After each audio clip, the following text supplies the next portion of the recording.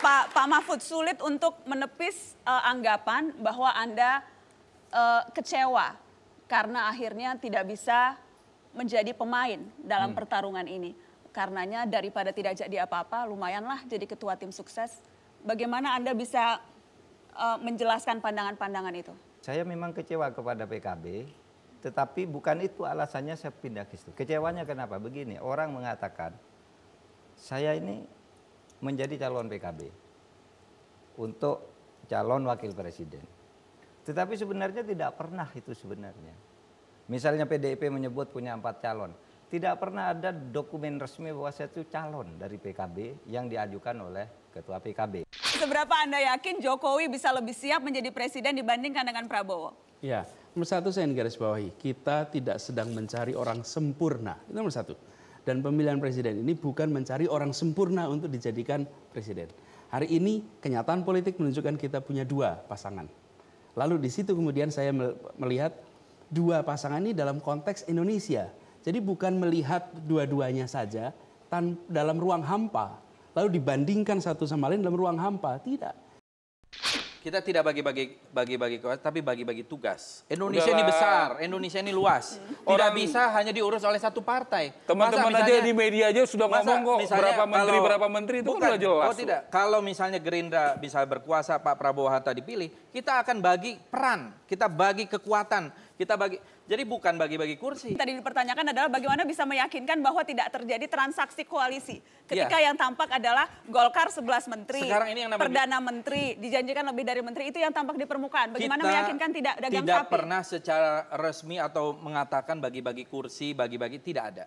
Ya, kita berbicara dengan P3, dengan PKS, sampai dengan Golkar. Percaya nggak bagi-bagi? Silakan tanya Pak Ahmad Yani. Tidak ada. Udah. Bahkan P3 mengatakan tanpa syarat. Jangan tanya ini dong. Sekarang saya tanya, percaya nggak bahwa di PDI tidak ada bagi-bagi kursi? PDI pasti enggak. Gitu. Kalau PDI Perjuangan bagi-bagi kursi, pasti banyak partai yang ikut dengan PDI Perjuangan. Itu pasti. Oh, saya kira bukan itu. Percaya atau tidak?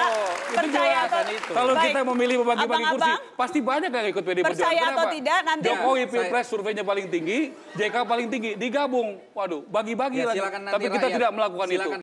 Bagaimana yang kita butuhkan itu pemimpin punya gagasan besar, pemimpin punya ide-ide besar, dia mampu. Tapi bukan pemimpin hanya cukup dengan pencitraan. Lo orang ketemu rakyat kok pencitraan. Pencitraan itu naik kuda, itu pencitraan. Ketemu rakyat naik helikopter, itu pencitraan. Lo kalau dia pakai kemeja apa adanya, sepatu apa adanya, itu keberpihakan bukan pencitraan. Keberpihakan pada rakyat yang dia tahu sebagian besar masih hidup dalam kemiskinan. Terus Prabowo apa prestasinya? Apa prestasi dia yang bisa kita banggakan sebagai pemimpin publik? Ini Indonesia, bukan batalion.